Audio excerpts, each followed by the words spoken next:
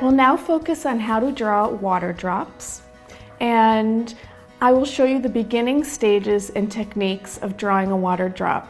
Truly, you could spend hours perfecting a drawing of a water drop or anything else, but the most important thing is how to get started. So, always very important is to just relax, to find a comfortable place to sit, turn on some music, and approach your drawing with the goal of really having fun and expressing yourself, having a way to really authentically express yourself. I typically tend to look at something rather than pull something from my imagination.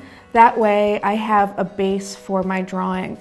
So I'm going to just choose one water drop. Water drops obviously come in every shape, in every size. And what I'm going to do first is sketch the shape of the water drop. Typically, any water drop is going to be like either a circle or an oval. So you might even practice drawing a circle or drawing an oval. And then within that circle and oval, for lack of better words, they're almost squiggly lines. So instead of a perfect circle, maybe it comes down a little bit or comes up a little bit higher. The goal is to not focus on the whole shape at once. Break it apart and take a little bit at a time. All a drawing is a little line connected to another little line, connected to another little line. Everybody can do this and everybody can do that. If you can do those two things, you can draw. So I'm going to focus on the shape of my water drop. And again, it's a curved line connected to another curved line, connected to another curved line, connected to another slightly curved line, another curved line, another curved line, and that's it. What I'm going to start to do is think about the shading. So the shading will allow the water drop to feel three-dimensional. I'm going to do the shading and sketching with a variety of different pencils. Some of the pencils are lighter and some of the pencils are darker. And I'm going to start actually by looking both outside of the water drop and inside the water drop for the darkest areas. I'm using a 6B pencil. A 6B allows us to get very dark lines. And I'm just going to move around inside the water drop and outside the water drop and shade in. So all I'm doing is with the tip of the pencil, I'm doing this type of motion. It's just back and forth, and then I do it on top of. So it's layers of back and forth, and then sometimes it's smaller. And if I press harder, it's darker. If I barely press, it's much lighter. So right now, I'm pressing fairly hard. I really want a nice dark line. And now I'm going to look in the water drop itself and look at the different shapes. There's so many different shapes of color right inside the water drop. So I'm going to look inside the water drop and find what is the darkest area of this water drop, what is the lightest area, and maybe what is, let's say, the medium toned area. So I'm going to sketch in this darker area.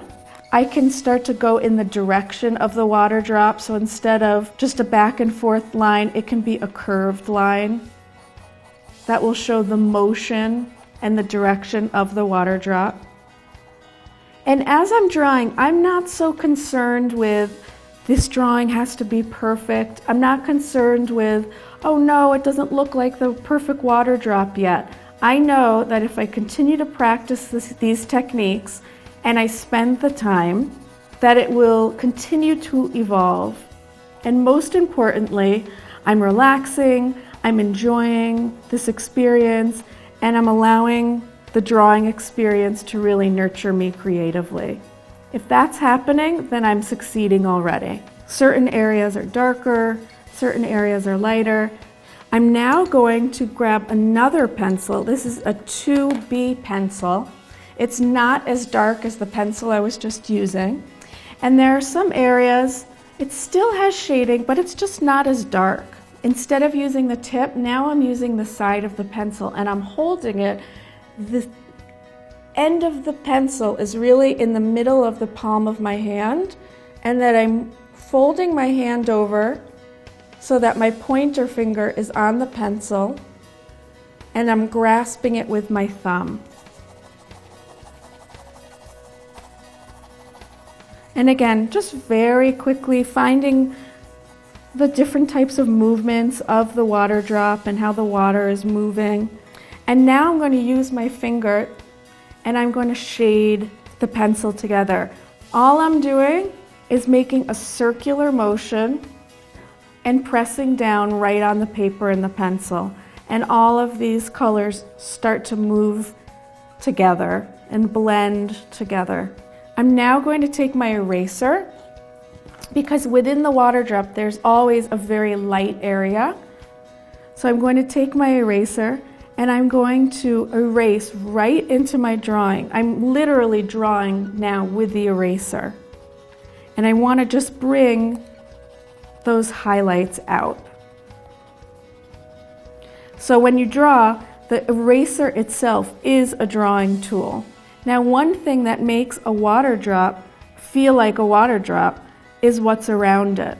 So we'll quickly sketch in or shade in some of the areas around the water drop.